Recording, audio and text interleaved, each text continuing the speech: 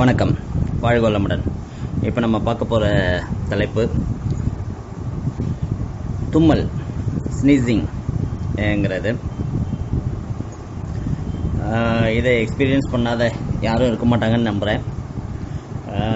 என்னோட தும்மல் பார்த்திங்கன்னா ரொம்ப வேகமாகவும் சவுண்டாகவும் இருக்கும். அந்த மாதிரி ஒவ்வொருத்தவங்களுக்கும் தும்மலும் கொஞ்சம் வித்தியாசமான வெளிப்பாடாக இருக்குங்கிறது உங்கள் எல்லாருக்கும் தெரியும். சில பேர் ரொம்ப சவுண்டாக தும்முவாங்க, சில பேர் ரொம்ப சைலண்ட்டாக தும்முவாங்க, சில பேர் கிச்சு கிச்சு மூட்டுற மாதிரி தும்முவாங்க.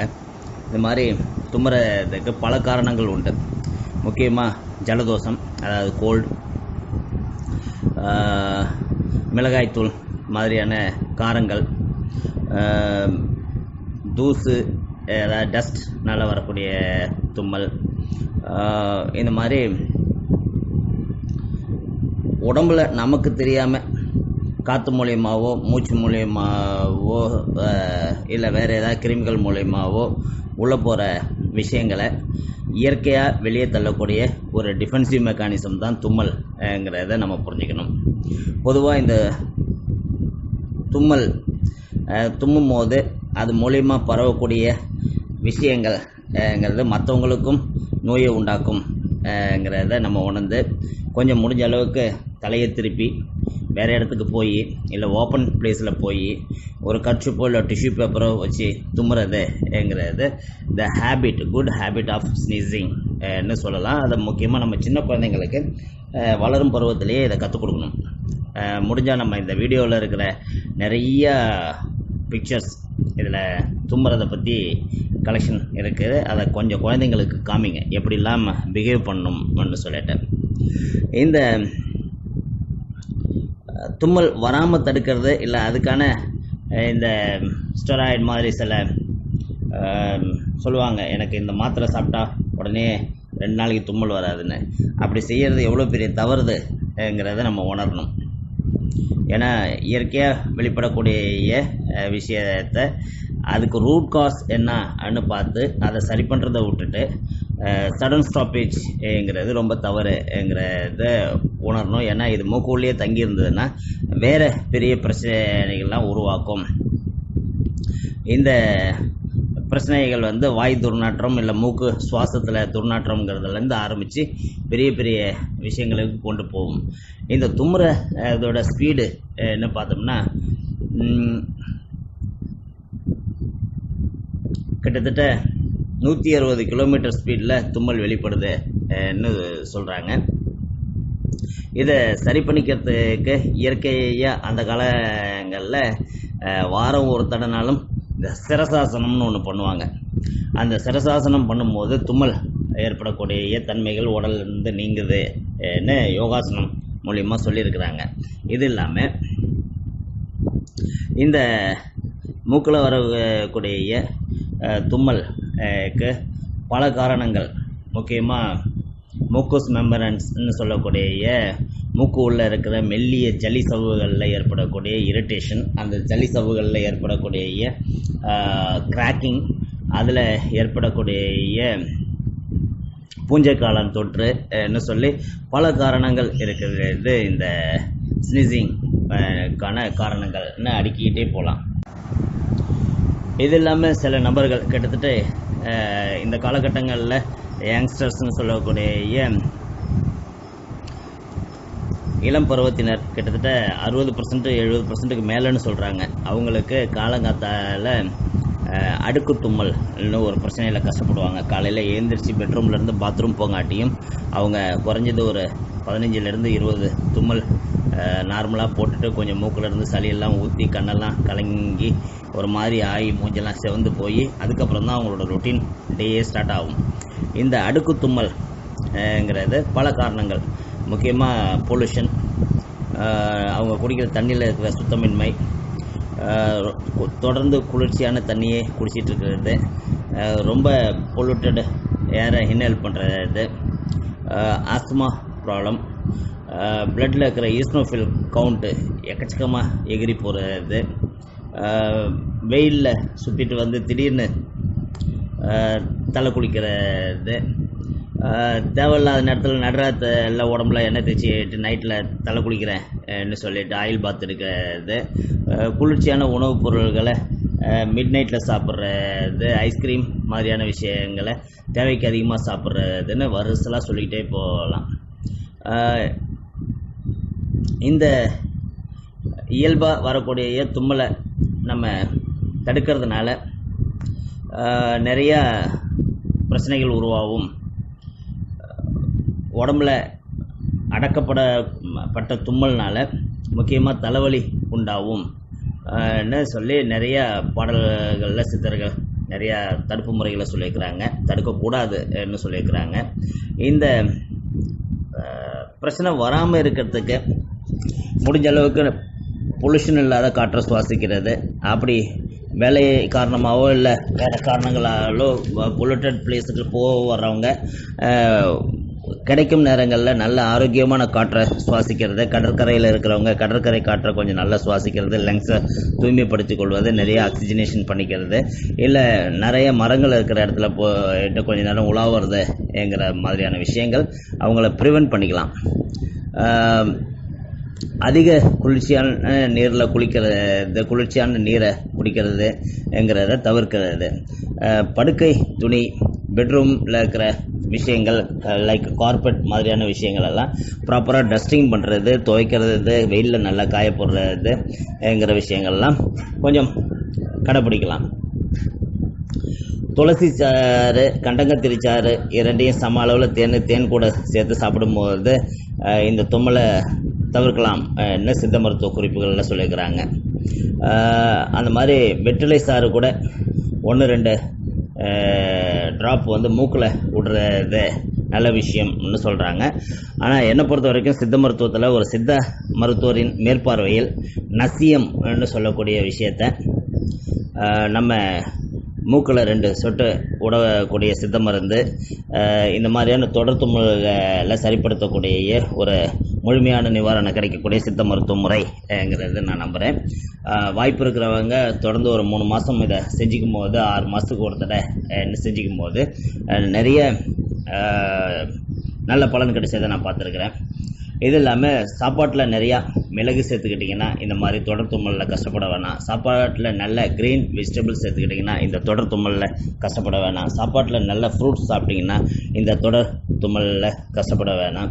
சாப்பாட்டில் நல்ல நீர் ஆகாரங்கள் உங்கள் உணவில் அமைப்பில் இருந்ததுன்னா இந்த தொடர் தும்மல் உங்களை தொடர்ந்து வராமல் நீங்கள் தடுத்துக்கலாம். இந்த மாதிரி நிறைய விஷயங்கள் இருக்குது தும்மலை தவிர்க்கிறதுக்கு. ஒன்றும் இல்லை, உருளைக்கிழங்க அடிக்கடி தோல் நீக்காமல் சமைச்சு சாப்பிட்டிங்கனாலே போதும் இந்த தொடர் தும்மலை தடை பண்ணுவதற்கு. வேகமுறும் தும்மலின் வேறருக்கும் உருளைக்கிழங்கை பற்றி சொல்லியிருக்கிறாங்க. இந்த மாதிரி நல்ல பொருள்களை உணவு மூலியமாகவும் இயற்கையாகவும் நம்மளோட வாழ்வியல் முறையில் அமைச்சிக்கிட்டோம்னா இந்த தொடர் தும்மலுங்கிறது ஒரு பிரச்சனையே இல்லைங்க. பொதுவாக நம்ம உணவில் நல்ல சிட்ரஸ் ஃப்ரூட், நம்ம மசாலா பொருள்களில் இருக்கிற காடமம், இஞ்சி, துளசி, கருஞ்சீரகம் இதையெல்லாம் நம்ம உணவில் கொஞ்சம் கொஞ்சம் சேர ஆரம்பித்ததுனாலே இந்த மாதிரியான தொடர் தும்மல்களை நம்ம தவிர்த்துக்கலாம். இந்த தும்மல்ங்கிற இதை மெடிக்கல் லாங்குவேஜில் என்ன சொல்கிறாங்கன்னா ஸ்டெர்முட்டேஷன்னு சொல்கிறாங்க. ஸ்டெர்முட்டேஷன்ங்கிறது தும்மலை குறிக்கக்கூடிய மருத்துவ சொல். இந்த தொடர் தும்மல் எங்கேருந்து உருவாகுதுன்னா நம்மளோட நர்வ் சிஸ்டம் வீக் ஆகிறதுனால அந்த நர்வ் சிஸ்டத்தில் இருக்கிற இரிட்டேஷன்ங்கிறது தான் தும்மலாக உருவாகுதுன்னு சொல்கிறாங்க. இந்த தும்மல்ங்கிறது உடலுக்கு நன்மை பயக்கும் ஒரு செயல்னு மருத்துவத்தில் சொல்கிறாங்க. இந்த தும்மலுக்கான காரணங்கள்னு சொல்லும் போது இந்த அழகு நிலையத்துக்கு போய் ஐப்ரோ செட்டிங்னு சொல்லிட்டு கண் இமையில் இருக்கிற முடிகளை பிடுங்குவதனால் கூட சில உடலில் ஏற்படக்கூடிய மாற்றங்கள் தொடர் தும்மலை உருவாக்கும்னு சொல்கிறாங்க. இந்த தும்மல்ங்கிறது நர்வ் சிஸ்டம் சம்மந்தப்பட்டதுங்கிறத அழுத்தமாக சொல்லக்கூடிய இன்னொரு காரணம், நீங்கள் தூங்கிட்டு இருக்கும்போது கொரட்டை வேணா வரலாமே தவிர தூங்கிட்டு இருக்கும்போது எப்போதும் தும்மல் வந்தது கிடையாது உங்களுக்கு. ஸோ அப்படிங்கும்போது இது பிரெயின் கூட கனெக்ட் ஆகக்கூடிய நர்வ் சிஸ்டத்தில் இருக்கிற அலர்ஜி ஒவ்வாமைங்கிறது தான் இந்த தொடர் தும்மலுக்கு காரணங்கிறத நம்ம உணரணும்.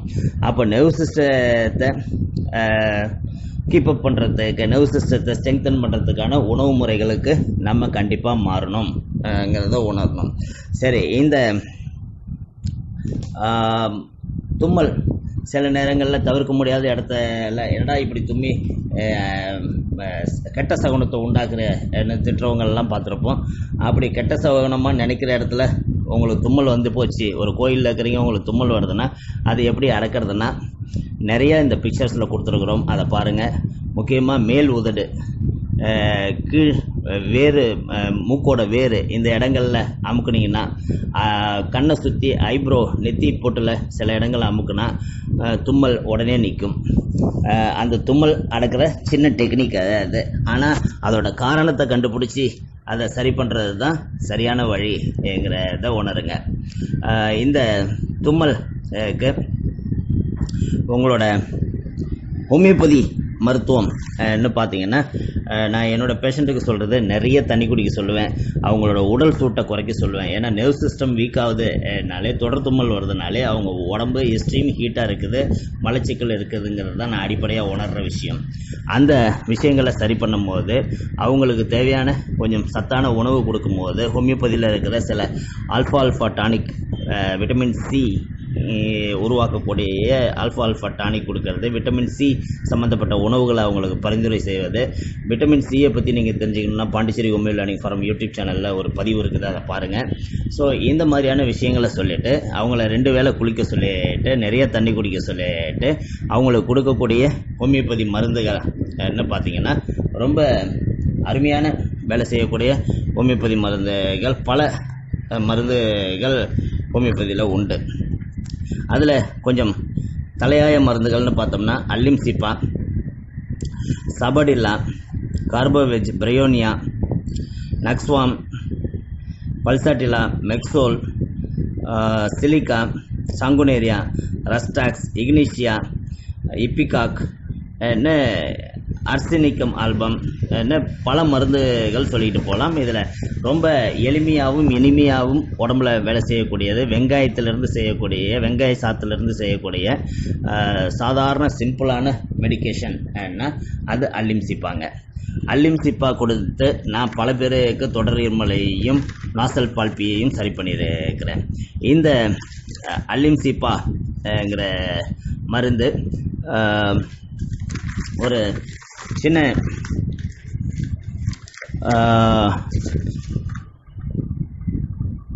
பிரச்சனைன்னு கூட சொல்லலாம். ஒரு அல்லிம்சிப்பா கேஸ் ஹிஸ்ட்ரி சொன்னால் உங்களுக்கு ஈஸியாக புரியும். என்கிட்ட நான் ஹோமியோபதி ப்ராக்டிஸ் ஆரம்பிச்சிருந்த 99 வருடங்களில், 1999 ஒரு பெண்மணி, அப்போ அவங்களுக்கு ஒரு 40+ இயர்ஸ் இருக்கும். அவங்க வந்து கொஞ்சமாக அவங்களுக்கு கான்ஸ்டிபேஷன் இருக்குது கொஞ்சம் தயங்கி சொன்னாங்க. அப்படி கான்ஸ்டிபேஷன் இருக்குது அவங்க தயங்கி சொல்லும் போது எனக்கு புரிஞ்சிடுச்சு அவங்களுக்கு பைல்ஸ் இருக்குதுன்னு சொல்லிட்டு ரொம்ப சிம்பிளான சில பைல்ஸ் மருந்துகள் கொடுத்தேன்.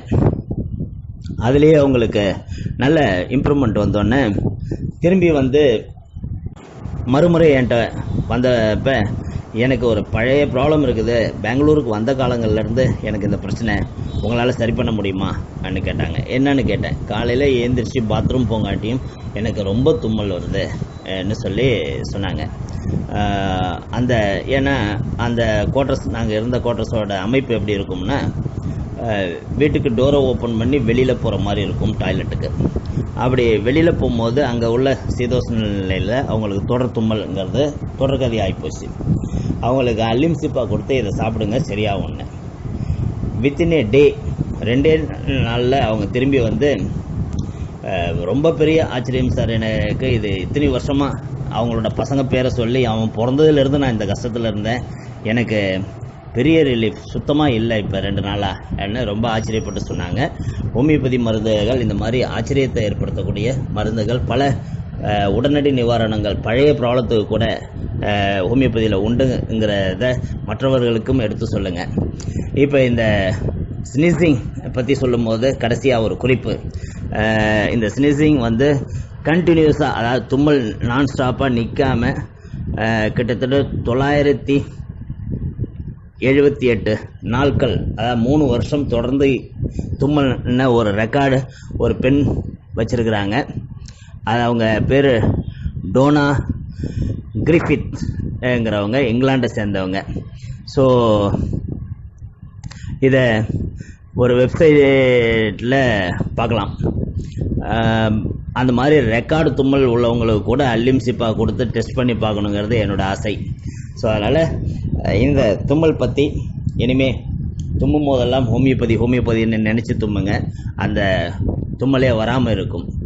இளம் குழந்தைங்களுக்கு நல்ல சத்தான உணவுகளும் நல்ல வாழ்வியல் முறையிலும் சொல்லிக் கொடுத்து வளர்த்தோம்னா அவங்களோட இந்த தும்மல் பிரச்சனை அதாவது ஆரம்ப கட்டத்திலேயே அவங்க வாழ்வியலிருந்து நீக்கப்படக்கூடிய ஒரு விஷயமா அமைஞ்சு போகும். வாழ்க வளமுடன். இந்த மாதிரியான ஹெல்த் ரிலேட்டட் பதிவுகள் உங்களுக்கு தொடர்ந்து கிடைப்பதற்கு Pondicherry homeo learning forum YouTube சேனலை சப்ஸ்கிரைப் பண்ணுங்கள், கமெண்ட் பண்ணுங்கள், லைக் பண்ணுங்கள். உங்கள் நண்பர்கள் உறவினர்களுக்கு இந்த மெசேஜை ஃபார்வர்ட் பண்ணுங்கள், ஷேர் பண்ணுங்கள். வாழ்க வளமுடன்.